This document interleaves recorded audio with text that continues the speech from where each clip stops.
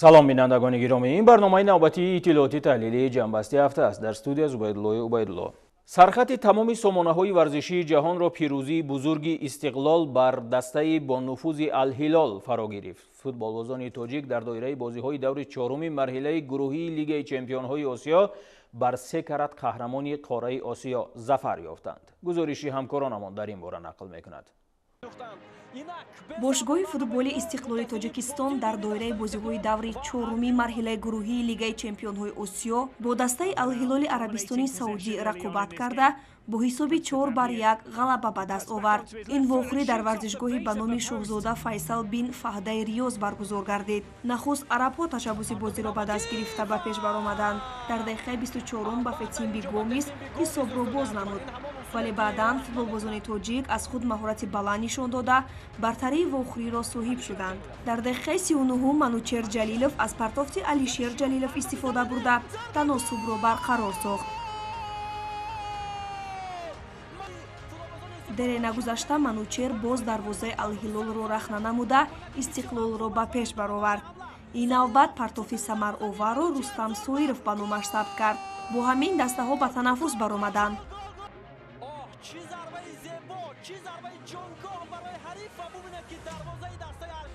дар қисмати дуюми нерӯсанҷӣ ҳам истиқлолиҳо ба ҳариф ҷавоби сазовор доданд. дар дақиқаи 49 Манучер Сафаров ирсоли Алексей Ларинро гирифта бо муваффақият тӯбро вориди тури дарвозаи рақибон сохт. Манучер Сафаров бо ин иктифо накарда бо гузашти 4 дақиқа боз ба задани гол муяссар шуд ва муаллифи дубл гардид.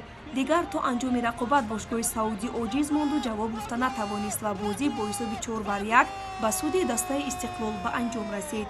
бояд зикр намуд ки алҳилол 3 карат қаҳрамони қораи осиё буда 16 маротиба чемпиони арабистони саудӣ гардидааст. ёдовар мешавем ки истиқлол дар даври якум бо дастаи шабоб алаҳли Дубай бозиро мусовии 0-0 намуда дар марҳилаи дуюм АГМК-и Узбекистонро бо ҳисоби 3-2 шикаст дод. дар вохӯри сеюми худ бошад аз алҳилол бо натиҷаи 3-1 мағлуб шуда буд.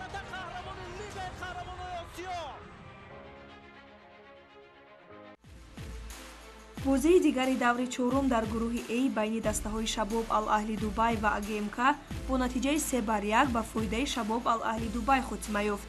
акнун баъди 4 даври рақобатҳо дастаи истиқлол бо касби 7 имтиёз ба садри ҷадвали гурӯҳ баромад. хотиррасон мекунем ки дастаи истиқлол бозии навбатиашро санаи 27 апрел бар муқобили Шабоб Ал-Аҳли Дубай баргузор менамояд.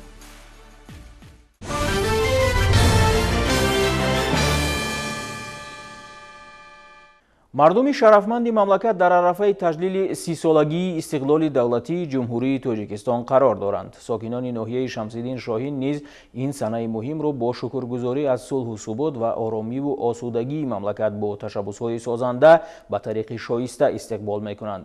рафти корҳои бунёдкориву созандагӣ ба ифтихори 30-солагии истиқлолияти давлатии ҷумҳурии Тоҷикистон дар ин ноҳия бозгӯи рӯҳияи бошандагон мебошад. тафсилот дар ин хусус. иқлими ноҳияи Шамсиддини Шоҳин сарду серборишу зимистонаш тӯлонӣ аст ва бо гарм шудани ҳаво дар ин ноҳия низ корҳои сохтмонӣ дар иншооти ҷашнӣ бахшида ба 30-солагии истиқлолияти давлатии ҷумҳурии Тоҷикистон вусъати тоза касб карда истоданд. айни замон соҳибкорони ватанӣ корҳои сохтмониро дар иншооти таъиноти гуногун бо ҷалби сохтмончиёни маҳаллӣ идома дода истоданд ки баъди мавриди истифода қарор гирифтани онҳо даҳон нафар сокинон бо ҷои кори доимӣ таъмин мешаванд. дар асоси нақшачӯрабиниҳои мақомоти иҷроии ҳокимияти давлатии ноҳияи Шамсиддин Шоҳин 196 иншоот ба нақша гирифта шудааст ки айни ҳол 151 адад иншоот сохта мавриди истифода қарор дода шуданд. дар 40 адад иншооти дигар корҳои сохтмонӣ бо маром идома дошта мақомоти иҷроии ҳокимияти давлатии ноҳия тасмим гирифтааст ки то ҷашни 30-солагии истиқлолияти давлатии ҷумҳурии Тоҷикистон иншоотҳоро дар сатҳи баланд сохта мавриди истифода қарор дода шаванд. قومت افروختن انشاءات نو به حسن ناحیه زیبایی دیگر ضم کرده احتیاجات ساکنان را در دسترسی به خدمترسانی معیشی، مواد خوراکه و مال و اموال روزگار آسان می‌گرداند. اینچنین کارهای ساختمانی در انشاءات معمولی از قبیل بینای سه آشیانه کمیته اداره زمین از جانب جمعیت دارای مسئولیتش محدود تکنو اینوست، ساختمان بینای دو آشیانه مرکز نظارت دولتی سانیتاری و اپیدمیولوژی با فرمایش فیلیال ریاست ساختمان اساسی ولایت ختلان در منطقه کلاب از جانب جمعیت دارای مسئولیتش محدود جاویدان 2010 با مرام ادامه دارند.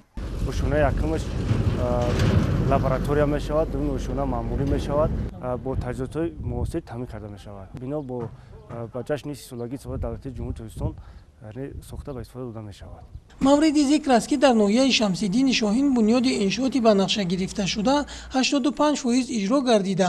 در انشاءات باقی مانده کارهای ساختمانی ادامه دارند.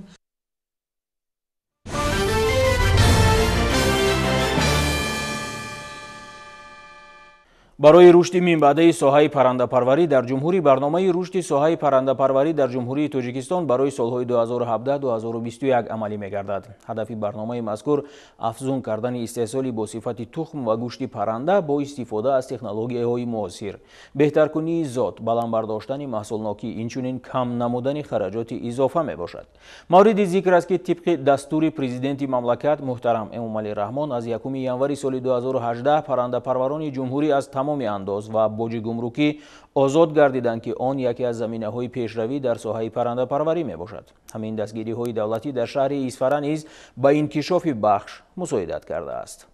мувофиқ ба дастуру супоришҳои роҳбари давлат ва ҷиҳати таҳкими истиқлолияти озуқавории мамлакат солҳои охир ба соҳаи паррандапарварӣ таваҷҷӯҳи хоса дода мешавад. ин аст ки солҳои охир дар кишварамон фермаҳои паррандапарварӣ таъсис дода шуданду саршумори парранда ҳаҷми истеҳсоли маҳсулоти он пайваста афзун мегардад. чунин як фермаи паррандапарварӣ дар ҷамоати деҳоти чилгазии шаҳри исфара фаъолият дорад ки дар собиқ фермаи чорвопарварӣ ки солҳои тӯлонӣ бекор мехобид имрӯз ба макони дигар табдил дода шуд. бо дастгирии мақомоти иҷроии ҳокимияти давлатии шаҳри исфара ва ҷамъияти дорои масъулияташ маҳдуди суғд самарқанд парранда иншоотҳо аз таъмири хушсифат бароварда шуда ва дар ин фермаи паррандапарварӣ парвариши 30,000 мурғҳоро ба роҳ монданд. коргоҳ бо технологияи ҷавобгӯ ба талаботҳои замони муосир таъмин мебошад. ҳоло корхона зиёда аз 40 нафарро ба кор таъмин намудааст.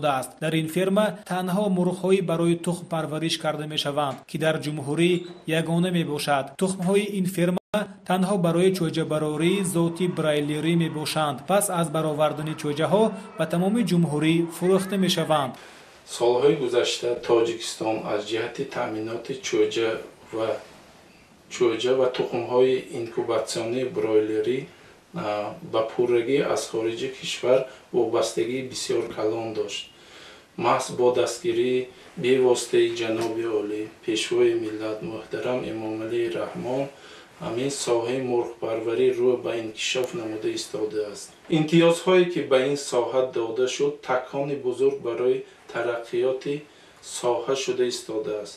аз тарафи дигар мустаҳкам шудани дӯстии халқҳои тоҷикистон ва o'zbekiston сабаб гардид ки инвесторон барои маблағгузорӣ ба тоҷикистон таваҷҷӯҳ зоҳир намуданд. тухмҳои инкубатсионии хушсифатро истеҳсол намуда бо чӯҷаҳои хушзоди бройлерӣ бозори дохилии тоҷикистонро таъмин намуда истодаем. дар деҳаи дурдасти мо корхонаи суғд самарқанд парранда ташкил ёфтааст. аз номи 35 нафар занҳое ки дар ин ҷо кор ба фаъолият мебарем бо шарофати президенти ду давлати азизамон пешвои муаззими миллат эмомалии раҳмон ва шавқат мирзиёев ин корхона ташкил ёфтааст. аҳли занҳои хонанишин ба кор таъмин шуданду аз номи занҳо сипосгузор ҳастем ки дар ин корхона занҳо кор ба фаъолият мебаранд. бо хӯрокҳои гарм сари вақт маоши худро мегирем. Спасибо руководству двух стран, что вот открыли такое предприятие. Работает очень много женщин здесь, которые живут рядом. Они очень довольны, зарплата хорошая. маҳз иродаи сиёсии асосгузори сулҳу ваҳдати миллӣ пешвои миллат президенти ҷумҳурии тоҷикистон муҳтарам эмомалӣ раҳмон ва президенти ҷумҳурии ӯзбекистон муҳтарам шавқат мирзиёев буд ки мардуми ҳарду кишвар бо ҳам наздик шуданду бо ҳам якҷоя фаъолият мекунанд.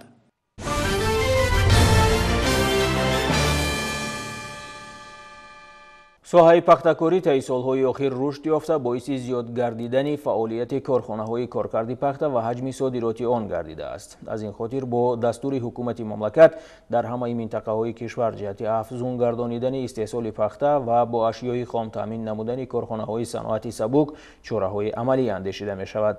дар ин самт деҳқонони шаҳри турсунзода низ ният доранд майдони парвариши пахтаро назар ба солҳои пешин зиёдтар намоянд. ҳамкоронамон хуршед ҳалимов ва тоҳир сулаймонов аз шаҳри турсунзода дар ин хусус гузориш медиҳанд. соҳаи пахтакорӣ ба рушди саноати сабук, содироти маҳсулот ва бо ҷои кор таъмин намудани аҳолӣ мусоидат менамояд. кишоварзони шаҳри турсунзода дастуру ҳидоятҳои сарвари давлатро оид ба зиёд намудани майдонҳои кишти пахта сармашқи кори худ дониста майдони кишти пахтаро афзун менамоянд. намоядагони институти зироаткорӣ назди академияи илмҳои кишоварзии ҷумҳурии тоҷикистон ва мақомоти иҷроии ҳукумати давлатии шаҳри турсунзода дар хоҷагиҳо бо деҳқонон суҳбатҳо гузаронида барои гирифтани ҳосили хуб ба онҳо маслиҳатҳо медиҳанд.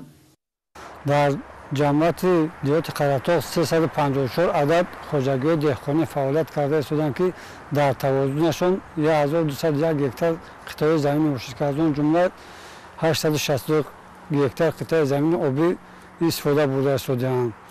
хоб айни ҳол мо кишти пунбадонаро оғоз кардем ки аксарияти хоҷагиҳои деҳқонӣ ба кишти пунбадона машғул шуданд. айни ҳол кишти пунбадона бо сурат идома дорад. нақшаи дурнамои мо 340 гектарро ташкил мекунад. яке аз хоҷагиҳои калонтарин хоҷагии самир эс мебошад ки дурнамои он 170 гектарро ташкил мекунад ки айни ҳол 170 гектарро иҷро карда хоҷагиҳои хурде ки боқӣ мондаанд кишро идома дода истанд. аз бо давои мусоиди самаранок истифода бурда кӯшиш мекунем ки кишро беталаф анҷом дода аз ӯҳдаи нақшаи пешбинишуда сарбаландона бароем. айни ҳол кишти пурбадона дар ҳамаи хоҷагиҳои хурду бузурги шаҳри турсунзода муташаккилона ҷараён дорад. аз рӯи маълумотҳои раёсати кишоварзии шаҳри турсунзода то имрӯз дар ин шаҳри агросанъатии мамлакат наздик ба 400 гектар кишти пунбадона гузаронида шуд. бояд гуфт ки бо мақсади ба даст овардани ҳосили баланд имсол кишоварзони минтақа ба агротехникаи кишти пунбадона аҳамияти махсус зоҳир намуда тухмиҳои босифатро интихоб намуданд. кишоварзони шаҳри турсунзода аз боду ҳавои мусоиди баҳорӣ самаранок истифода намуда азм доранд кишти пахтаро дар минтақа то охири моҳи апрел ба анҷом расонанд. барои саривақт ба анҷом расондани маърака аз ҳисоби мутахассисони соҳа гурӯҳи корӣ таъсис ёфта рафти пахтакорӣ таҳти назорат қарор дорад.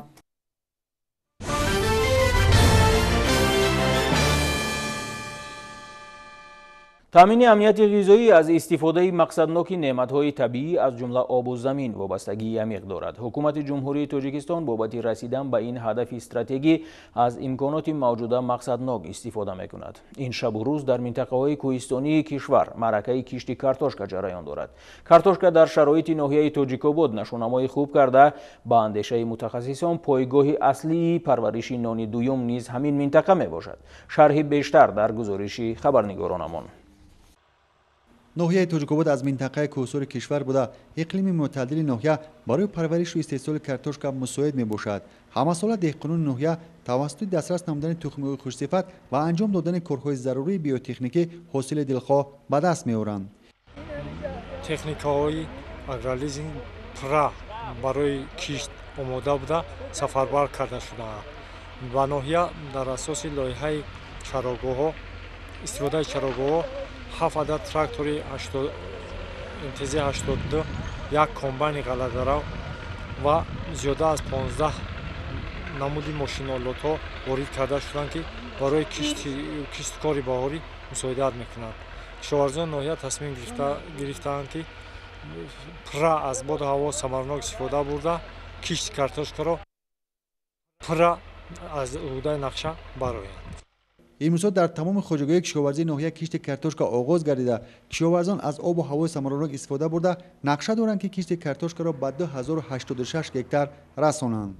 дар ҳудуди ҷамоат диёти шогардоев мувофиқи нақша 59 гектар картошка бояд кишт карда шавад. имрӯз дар ҳамаи хоҷагиҳои тобеи ҷамоат кишти картошка бо суръат идома дорад ки ҳамаи техникаҳои ҳудуди ҷамоат бар мувофиқи нақша ба кишти картошка сафарбар карда шудаанд. мувофиқи нақшаи дурнамо 3255 та тонна тухми барои кишоварзон ноҳия лозим мебошад ки аз ин аллакай зиёда аз 3000 тухми ворид карда шудааст. воридоти тухмии картошка аз ноҳияҳои ҳамсоя ва шаҳри Душанбе ба воситаи соҳибкорон ва вазорати кишоварзӣ ворид карда шудааст. дар ин замина ҳамзамон кишоварзон ноҳия дар баробари аз худ кардан ва обёрӣ намудани заминҳои бекорхобида қитъаҳои нави заминҳои кишоварзиро барои парвариш ва истеҳсоли картошка васеъ намуда дар таъмини амнияти озуқаворӣ ки яке аз ҳадафҳои стратегии давлату ҳукумати кишвар ба ҳисоб меравад саҳми муносиби худро мегузоранд.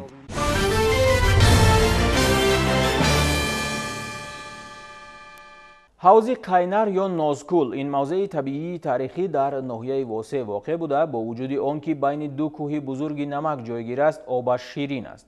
қайнар ё нозкул зери таваҷҷӯҳи олимони таърихшиноси тоҷик қарор дошта бо ғамхориҳои ҳукумати ҷумҳурӣ аз нав эҳё мегардад. хоҷа назриев дар ҳамин хусус иттилои бештар дорад. инҷо ҳавзи қайнар аст, ҳамон ҳавзи табиии таърихие ки шакли уштури хобидаро дорад. баромади аспҳои хушзод даванду овозадори хутали чашмаҳои ҷӯшанда оба ширину аз лиҳози экологӣ тоза ҳамин макон аст. дар бораи ин ҳавз такя аз гуфтаҳои гузаштагон имрӯз таърихшиносон бо далелҳо ривояту нақлҳо бисёр мақолаҳо менависанд. мавзеи табиии таърихии ҳавзи қайнар ё ки агар ба сарчашмаҳои таърихӣ назар афканем мавзеи табиии таърихии нозкул яке аз ҷузъҳои таркибии шаҳри аслимёнагии ҳулбуг ба шумор меравад.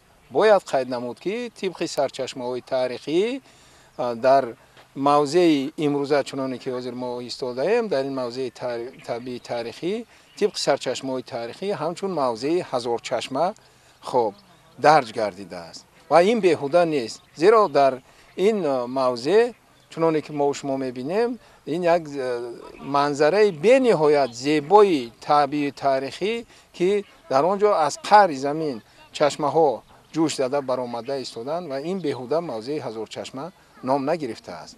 ин мӯъҷизаи табиат 15 километр дур аз маркази ноҳияи восеъ ҷойгир буда бо вуҷуди он ки байни ду кӯҳи бузурги намак воқеъ гаштааст обаш бенамак буда ширину мусаффо аст. ин ҳавз асри нӯ манбаи оби нӯшокии шаҳри ҳулбуг истифода шуда оби он тариқи қубурҳои сафоли ду дарёро убур карда то қалъаи ҳулбуг ҷорӣ мегашт ва сокинони шаҳрро бо оби тоза ва ширин таъмин мекард. инро бостоншиносон тариқи гузаронидани кофишҳо исбот карданд. олимон тахмин карданд ки дар ин мавзеъ шоҳи ҳулбуг истироҳатгоҳ ҳам доштааст. Судя по тем данным, которые мы имеем в настоящее время, к сожалению, больших раскопок на Кайнаре не проводили, но то, что мы имеем в настоящее время, мы знаем, что город возник в греко-бактрийское время. То есть он относится ко времени существования греко-бактрийского государства, которое возникло при разрушении империи Александра Македонского. Вот, это, значит, примерно мы датируем эти слои нижние жилые, которые тут существуют, 3-2 веками до нашей эры. И самые верхние постройки, о которых мы знаем сейчас, относятся к периоду саманидов, к 11-12 веку. Дальше никаких у нас следов нету. Возможно, он погиб точно так же, как погиб, например, Хульбук, потому что разрушение Хульбука тоже относится к этому, к 12 веку, когда караханитские правители напали на Хуталь, и по средневековым, например, вот, арабским источникам известно, что Хуталь подвергся тотальному разрушению, и газневиды, которые, так сказать, могли как-то повлиять на это, были сами заняты такими войнами с караханидами, с сельджуками, и поэтому они не смогли оказать помощь Хуталю, и города Хуталя подверглись очень большим разрушениям. ҳавзи табиии таърихии ҳулбуг дар давраи соҳиби истиқлолии тоҷикистон дубора эҳё мегардад. имрӯз бо ғамхории ҳукумати ҷумҳурӣ таъкидҳои пайвастаи сарвари давлатамон ёдгории табиии таърихии қайнар нозкул симояш ба куллӣ тағйир ёфта ба яке аз мавзеъҳои сайёҳии кишвар табдил ёфтааст.